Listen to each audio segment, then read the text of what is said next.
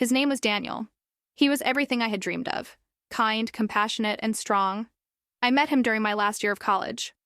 We were both volunteers at a local shelter, and there was something about the way he interacted with the kids there that drew me in. He didn't speak to them like they were broken or lost. He treated them like they were worthy of love, like they were human. I was drawn to him from the start. When he asked me out for coffee one afternoon, I said yes, even though I had no idea what to expect. We spent hours talking about everything, our childhoods, our hopes for the future, our fears. By the end of the day, I was in love. For the first time in my life, I felt like I wasn't invisible. He saw me, and he loved me.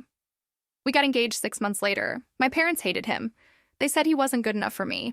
They didn't want me to marry a man who worked with his hands, who didn't have a fancy job or a degree. But I didn't care. I was 22, and for the first time in my life, I was happy. Daniel made me feel safe. I didn't have to worry about being hurt by anyone. But there was one person I hadn't counted on: Emily. She was always around when Daniel and I were together. At first, I didn't think anything of it. She was my sister, after all, and she was a part of my life.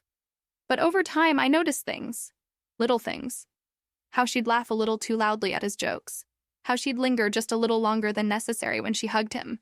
The way she'd look at him, like she was seeing something I didn't. I should have trusted my instincts. One night, I came home early from a work event. My heart raced when I heard the sounds coming from the living room, low, breathy whispers. The moment I walked in, my world shattered. There they were, Daniel and Emily, kissing. My fiancé, the man I had planned to spend the rest of my life with, was kissing my sister. I didn't scream, I didn't cry, I just stood there, frozen, as the realization hit me like a brick to the chest. He pulled away from Emily when he saw me standing there. But the damage was done. I didn't want to hear excuses, didn't want to hear how it was a mistake. He was calling my name the whole time I walked to my car. I didn't respond. I reversed and drove away. Like and subscribe for part 3.